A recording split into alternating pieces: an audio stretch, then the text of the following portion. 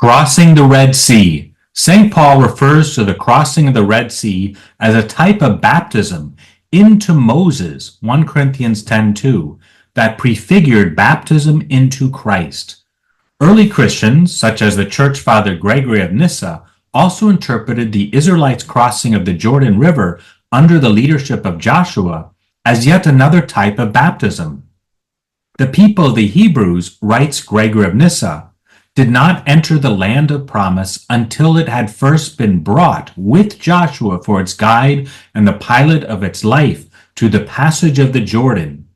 But it is clear that Joshua also, who set up the 12 stones in the stream, was anticipating the coming of the 12 disciples, the ministers of baptism.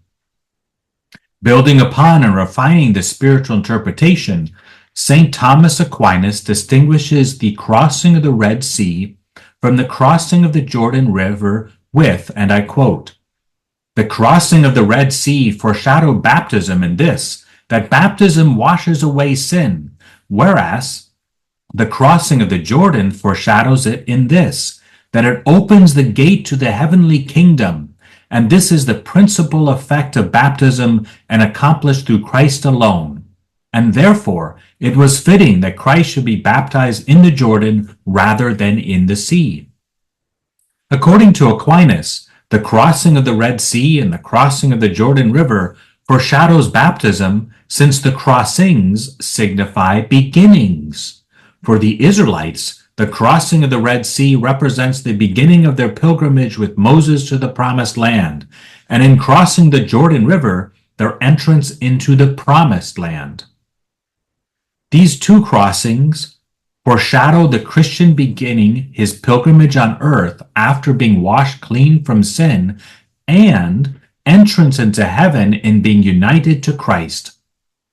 The crossing of the Jordan River is distinguished from the crossing of the Red Sea in that it takes place at the end of the Israelites' 40-year journey through the desert.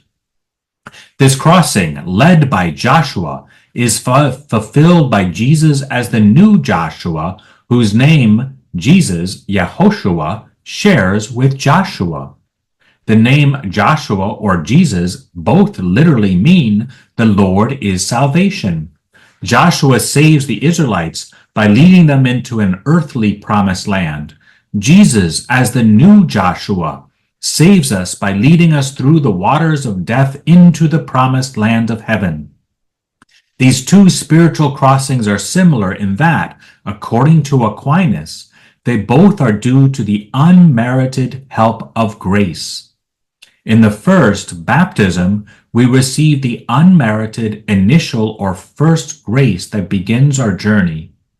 In the second, death, which corresponds to the crossing of the Jordan River, we may receive another unmerited grace, the grace of final perseverance. The sacrament, though, which Jesus ordinarily, but not exclusively, gives this grace of final perseverance is, specifies Petri, the anointing of the sick.